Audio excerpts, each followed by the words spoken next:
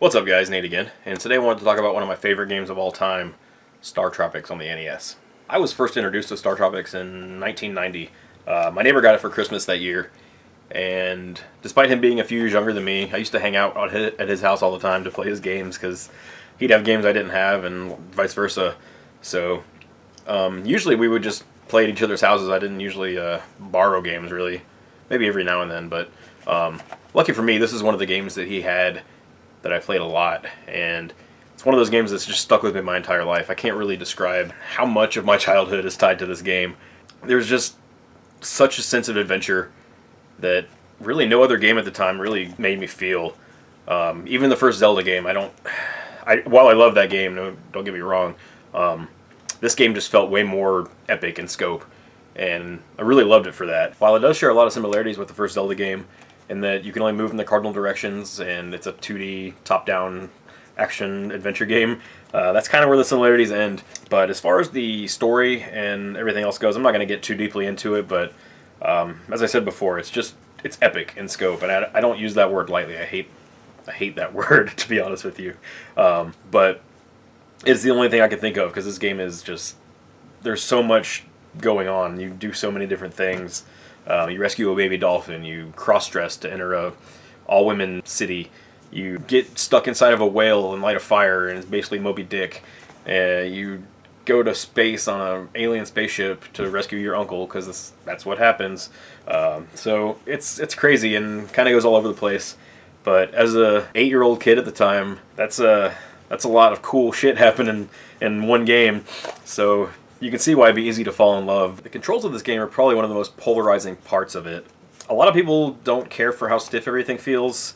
I kind of feel like that's what gives the game a little bit of its charm and what makes it feel unique to me.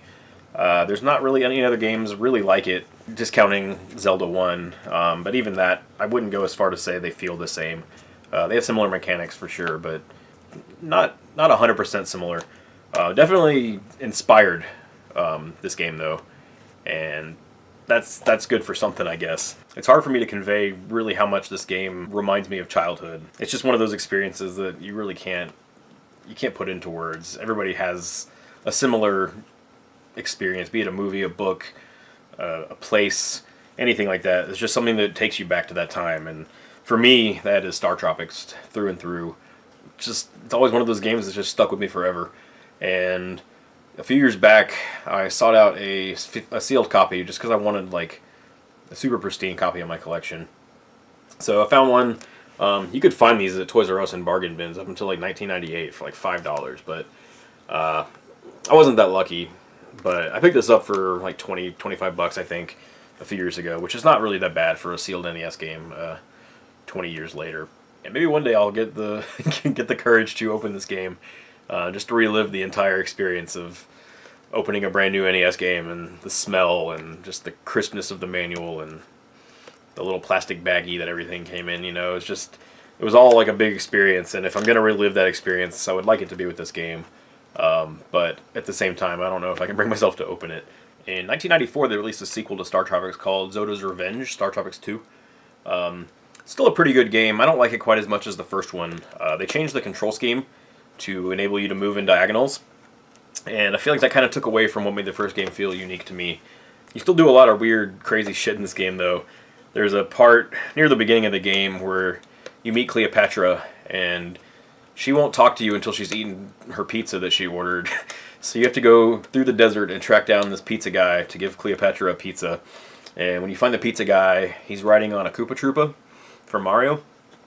So little Easter egg kind of thing hidden in there, but still a weird-ass game. Anyways, guys, that is StarTropics. Like I said, it's one of my favorite games. And if you've never played either of them, I highly recommend checking them out.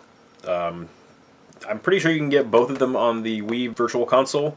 I know you can get the second one with Club Nintendo coins right now for like 200 coins, I think. So basically free. So if you've never played it, definitely check it out. Like I said, they're two of my favorite games, especially the first one, though, hands down. Just the sense of adventure and scale of everything really hits me in the nostalgia.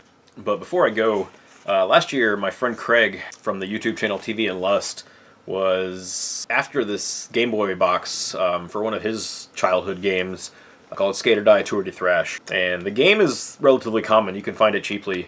But the box was super elusive. He'd been searching for it for years, and they just weren't popping up on eBay. So one day, one finally popped up. Unfortunately, at the time, he was unemployed, so really couldn't drop the money on it, understandably. So knowing what it's like to need something from your childhood that badly, I did him a solid, and I bought him the game, or bought him the box in return for him doing me a painting for one of my favorite games, StarTropics. And so I messaged him and just told him, I pick it up for you if you want to make a trade. And we agreed, or he agreed rather, and did this painting for me. He titled it Omens of Disaster, which is part of a quote from one of the NPCs in the first town of the game. He warns you of these omens of disaster, and then talks about the Southern Cross, which is this constellation up here. But really love this piece, actually. Big fan of Craig's videos.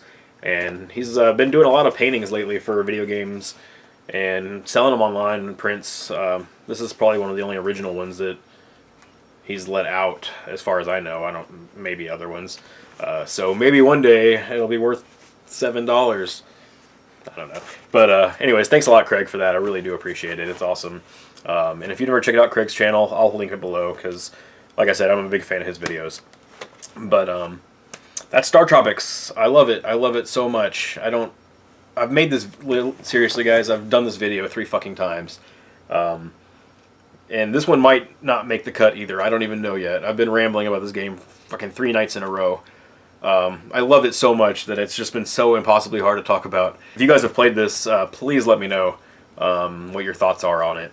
I know it's not a super uncommon game, and it's kind of popular now to talk about Mike Jones and Smash Brothers, and I mean that would be awesome. I still think that Nintendo should revisit this series. Unfortunately, though, the series was never released in Japan, despite it being developed by a Japanese team. It only came out in Europe and North America. So I guess Nintendo's just kind of forgotten about it, aside from the Virtual Console releases. So maybe one day we'll see a Mike Jones cameo in Smash Brothers or something. I don't know, but fingers are always crossed. Every E3 we're going to hear something about StarTropics. There's always some crazy rumor flowing around. Anyways, guys, that is StarTropics, one of my favorite games of all time. Thanks for watching. I'll talk to you guys next time. Bye.